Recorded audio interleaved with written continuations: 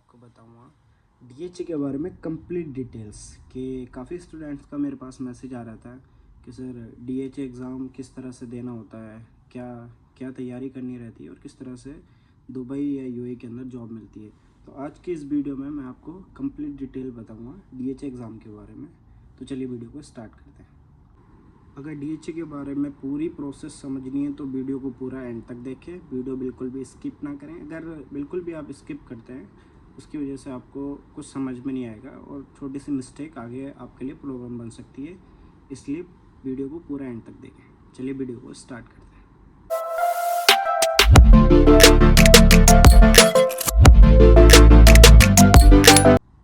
सबसे पहले DHA exam को समझना ज़रूरी है कि डीएचए एग्ज़ाम होता क्या है। बेसिकली यूएई एक कंट्री है, यूनाइटेड अरब इमिरात, जिसके अंदर काफ़ी सारे इमिरात्स हैं।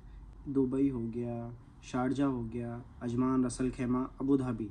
तो जो डीएचए एग्ज़ाम होता है वो एक स्टेट यानी दुबई के लिए होता है। खाली अगर आप डीएचए एग्ज़ाम देते हैं तो दुबई में एलिजिबल होते हैं जॉब करने के लिए।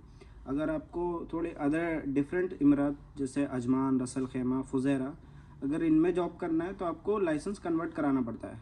उनका भी अलग से एग्ज़ाम होता है जिसको एमओएच एग्ज़ाम बोलते हैं।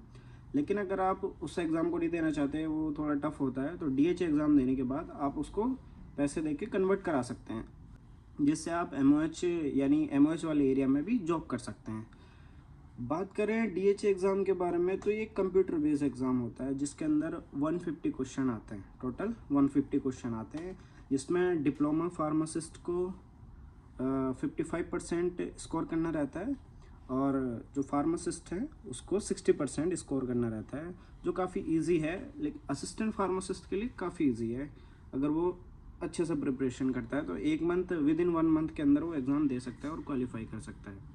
अब बात करें एग्ज़ाम की प्रोसेस के बारे में, तो ये एग्ज़ाम एक इस तरह से एग्ज़ाम होता है, ऐसा नहीं कि जैसे गवर्नमेंट एग्ज़ाम होते हैं, नोटिफिकेशन आता है, डेट मिलती है पर्टिकुलर एग्ज़ाम की, तब एग्ज़ाम देता है बच्चा। ऐसा नहीं है। इसके लिए दिल्ली में सेंटर है, मुंबई में सेंटर है। जब आप एलिजिबल हो जाते हो, आप एग्ज़ाम की तैयारी कर चुके हो, तो जब आपका मन होता है तो आप कोई सा भी एक डेट चूज़ कर सकते हो। कभी भी साल में किसी भी टाइम आप एक डेट चूज़ कर सकते हो और उस टाइम पे पर्टिकुलर टाइम पे जाके आप एग्ज़ाम दे सकते हो। मान लो आपका प्रिपरेशन अभी कंप्लीट हुआ तो 1 हफ्ते बाद के आप डेट ले सकते हो और जाके एग्ज़ाम दे। अब बात करें एग्ज़ाम की, तो जब आप एग्ज़ाम बुक करते हैं, एग्ज़ाम देने के लिए जाते हैं, मान लो दिल्ली जाते हैं एग्ज़ाम के लिए, तो एग्ज़ाम सेंटर पे पहले आपका चेकिंग होता है, बाहर आपका सारा सामान ले लिया जाता है। आपको एक ड्रॉअर देते हैं जिसमें आपके पास की होती है, उसमें आप सारा सामान अपना A to Z सामान रख देते हैं, जिसके अंदर पानी की बोतल ले जाना अलाउड होता है। और जो आप फाइनल प्रिंट लेके जाते हैं, जिससे जो आपका एडमिट कार्ड होता है एक तरीके से, वो ले जाना अलाउड होता है। जैसे ही आप अंदर जाते हैं आपका वेरिफिकेशन होता है, आपका फ़ोटो क्लिक होता है, फिंगरप्रिंट होते हैं। उसके बाद आपको एक सीट दी जाती है। वहाँ पे लगभग 30 to 40 सीट्स होती है एक पूरे रूम में, जिसमें कंप्यूटर डिफरेंट कंप्यूटर लगे रहते हैं और रैक्स बनी रहती हैं, जिसमें एक कंप्यूटर पे एक स्टूडेंट एग्ज़ाम देता है। वहाँ पे डिफरेंट कंट्रीज़ के एग्ज़ाम चलते रहते हैं time to time.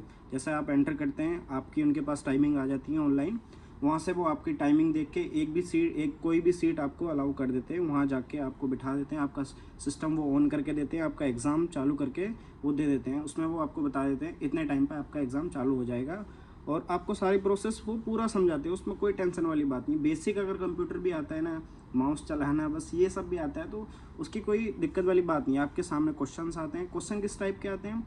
Multiple choice question आते हैं, यानी एक क्वेश्चन होगा, उसके 4 ऑप्शंस रहते हैं, उनमें से किसी जो आपको करेक्ट लगता है उसको करेक्ट करना रहता है, बाकी सेव कर देना रहता है। फिर नेक्स्ट करके इस तरह से करके आप 150 क्वेश्चन अटैम्प्ट कर सकते हैं।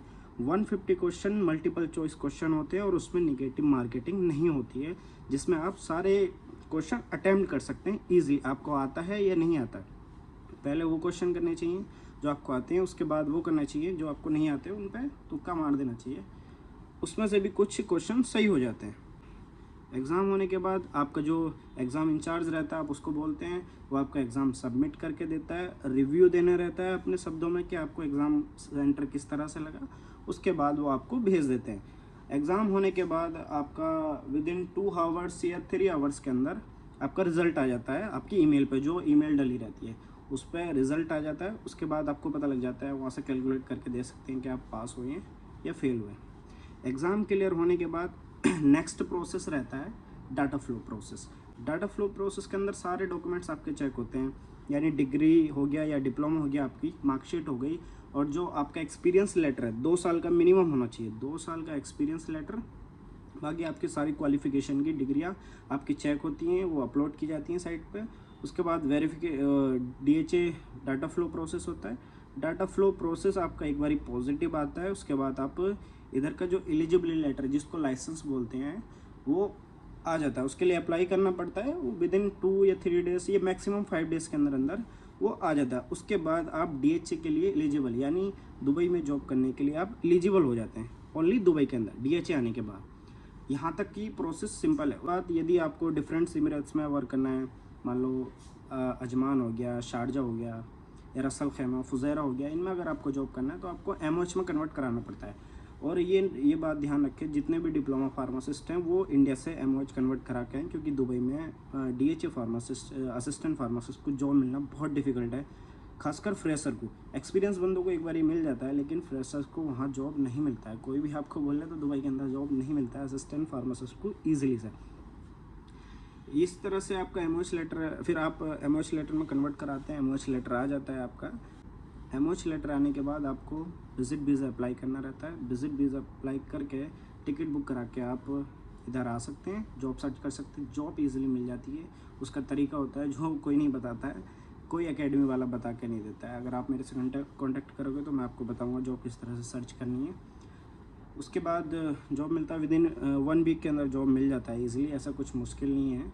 जॉब मिलने के बाद सारा प्रोसेस कंपनी करा के देती है आपको। और यहाँ पे कई तरह के फ्रॉड भी चलते हैं, कुछ स्टूडेंट से पैसे लिया जाता है वीज़ा का, जिन्हें मालूम नहीं होता है वो दे भी देते हैं, लेकिन रियल UAE के रूल्स रेगुलेशन के हिसाब से आपको कोई भी वीज़ा का पैसा नहीं देना रहता है। कुल मिला के एक न्यू स्टूडेंट को यहाँ पे एक प्रॉपर गाइडेंस की ज़रूरत होती है। अगर वो नहीं मिल पाती है तो काफ़ी स्टूडेंट आते भी हैं, जॉब सर्च करते हैं, जॉब नहीं मिलती, इंटरव्यू में फेल होते हैं और वापस चले जाते हैं पैसा वेस्ट करके। इसलिए एक प्रॉपर गाइडेंस की भी काफ़ी ज़रूरत है। ये रहा कंप्लीट DHA के बारे में डिटेल। नेक्स्ट वीडियो में मैं DHA एग्ज़ाम की प्रोसेस के बारे में, जो खर्चा आता है, मतलब DHA एग्ज़ाम होने तक, उसके बाद MOH कन्वर्ट होने तक, प्लस यहाँ पे आके कितना पैसे लाने रहते हैं, कितना खर्चा आता है, मतलब ओवरऑल टोटल कॉस्ट के ऊपर मैं नेक्स्ट वीडियो बनाऊँगा, जिसके लिए आप लाइक शेयर सब्सक्राइब करें।